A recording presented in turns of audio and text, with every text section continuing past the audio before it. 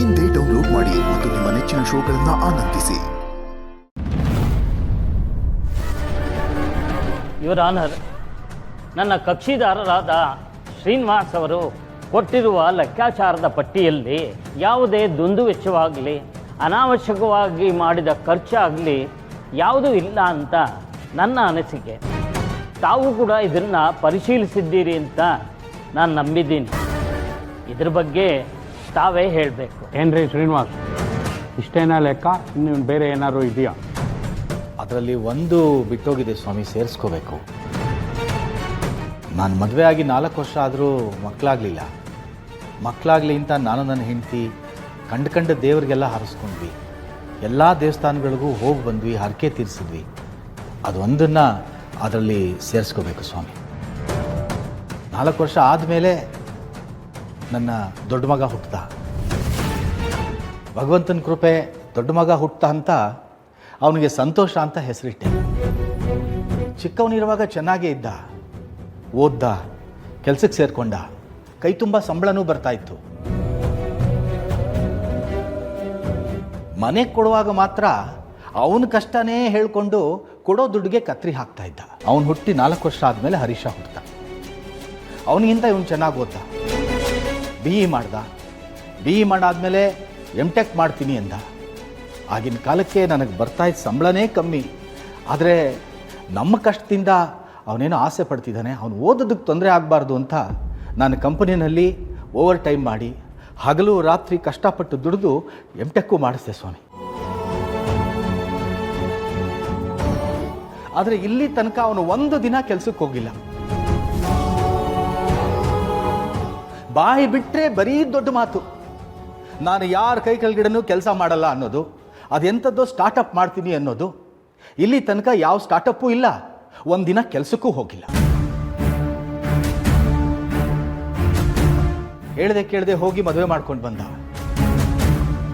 ಮಾಡಕ್ಕೆ ಕೆಲಸ ಇಲ್ಲ, ಹೆಂಡ್ತಿನೂ ಕರ್ಕೊಂಡು ಮನೆಗೆ ಬಂದ. ಮೊನ್ನೆ ತನಕ ಗಂಡ ಹೆಂಡ್ತಿ ಇಬ್ಬರನ್ನು ಮನೇಲಿ ಇಟ್ಕೊಂಡು ನೋಡ್ಕೊಂಡಿದ್ದೀನಿ ಸ್ವಾಮಿ. ನಾನಲ್ಲಿ ಲೆಕ್ಕ ಕೊಟ್ಟಿರೋದು ಇವರಿಬ್ಬರಿಗೆ ಏನು ಖರ್ಚು ಮಾಡಿದ್ದೀನಿ ಅಷ್ಟು ಮಾತ್ರ. ಅದರಲ್ಲಿ ನಮ್ಮನೆ ಸೊಸೆದಿರದಾಗಲಿ, ನನ್ನ ಮೊದಲನೇ ಮಗ ವೆಂಕಿದಾಗಲಿ, ನನ್ನ ಹೆಣ್ಮಕ್ಳದಾಗಲಿ ಇಲ್ಲ.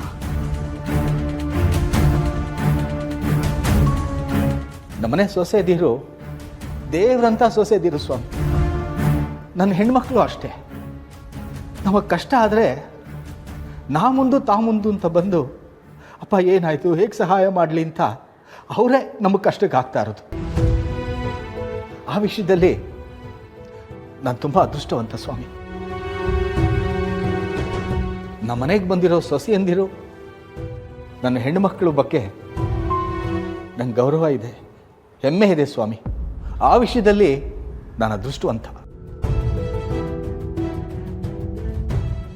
ಏನ್ರಪ್ಪ, ನಿಮ್ಮ ತಂದೆ ಹೇಳೋದು ಸರಿ ಇದೆಯಾ? ನಿಮ್ದೇನಾದ್ರು ವಾದ ಇದೆಯಾ? ಅಲ್ಲ ಮಹಾಸ್ವಾಮಿ, ಅವರು ನಮಗೆ ಜನ್ಮ ಕೊಟ್ಟಿದ್ದಾರೆ, ಬೆಳೆಸಿದ್ದಾರೆ ನಿಜ. ಆದರೆ ನಾವು ಮಾತ್ರ ಮಕ್ಕಳಲ್ವಲ್ಲ, ಹೆಣ್ಣು ಮಕ್ಕಳಿದ್ದಾರೆ. ಅಲ್ಲೊಬ್ಬ ಕೂತಿದ್ದಾನಲ್ಲ, ಅವನು ಇದ್ದಾನೆ. ಅವ್ರಿಗೆ ಮಾತ್ರ ಕೇಸ್ ಹಾಕಲಿಲ್ಲ, ನಮ್ಮಲ್ಲಿ ಮಾತ್ರ ಕೇಸ್ ಹಾಕಿದ್ದಾರೆ. ಇದು ಯಾವ ಸೀಮಾ ನ್ಯಾಯ? ಶ್ರೀನಿವಾಸ್ ಅವರೇ, ನಿಮ್ಮ ಮಕ್ಕಳ ಪ್ರಶ್ನೆಗೆ ನೀವು ಏನು ಉತ್ತರ ಕೊಡ್ತೀರಾ? ಮಹಾಸ್ವಾಮಿ, ಕೊಟ್ಟ ಹೆಣ್ಣು ಕುಲಕ್ಕೆ ಹೊರಗೆ ಅನ್ನೋ ಮಾತಿದೆ.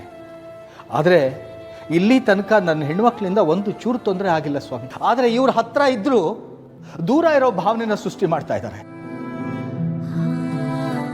ನನ್ನ ಹೆಣ್ಮಕ್ಳು ಸ್ವಾಮಿ.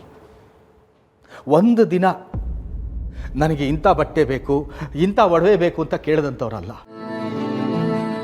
ನಾವು ಏನು ಕೊಡಿಸಿದ್ದೀವಿ ಅದರಲ್ಲೇ ಖುಷಿ ಪಟ್ಟಂಥವ್ರು. ಅಂಥವ್ರ ಮೇಲೆ ನಾನು ಏನಂತ ಕೇಸ್ ಹಾಕಲಿ ಸ್ವಾಮಿ? ಆದರೆ ಇವನು ನಾವು ಕುಡಿಯೋ ಕಾಫಿ, ತಿಂಡಿ, ಮಾಡೋ ಊಟದ ಲೆಕ್ಕ ಇಟ್ಕೊಂಡಿದ್ದ.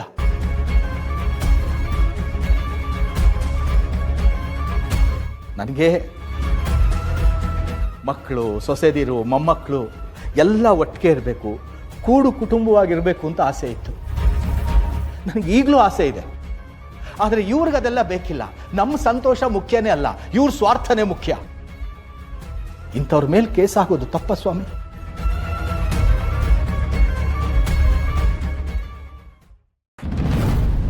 ಅಲ್ಲ ಮಹಾಸ್ವಾಮಿ, ಹೆಣ್ಣುಮಕ್ಕಳಿದ್ದಾರೆ, ಅವ್ರು ಒಳ್ಳೆಯವರು, ಒಪ್ಕೊಳ್ಳ.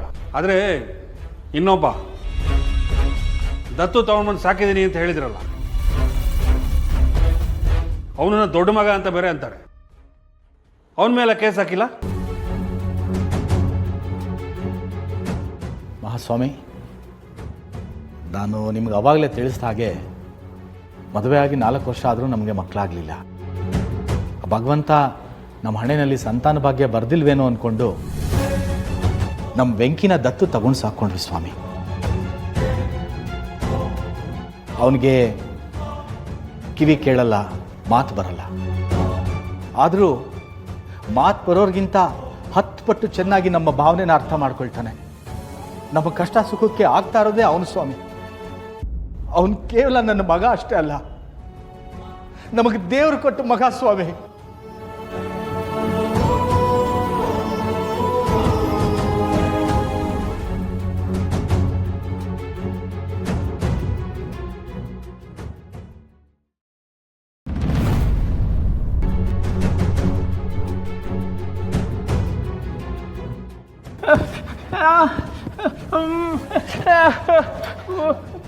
ಏನಿಲ್ಲಪ್ಪ.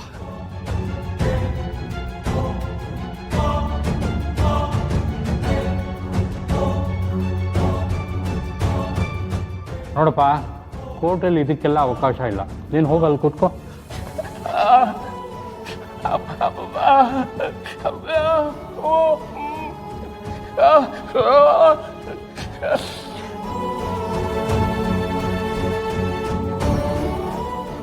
ಹೋಗಪ್ಪ.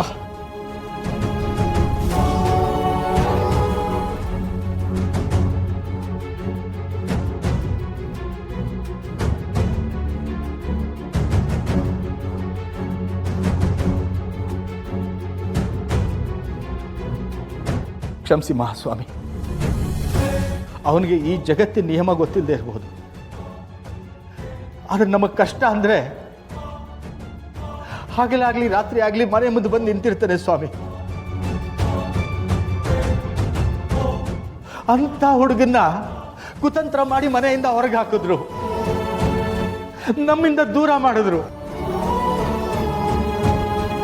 ಆ ದೇವರು ನನ್ನ ಕೈ ಬಿಡ್ಬೋದು ಸ್ವಾಮಿ, ಆದರೆ ನನ್ನ ಮಗ ವೆಂಕಿ ನನ್ನ ಕೈ ಬಿಡಲ್ಲ ಅಂತ ನಂಗೆ ನಂಬಿಕೆ ಇದೆ.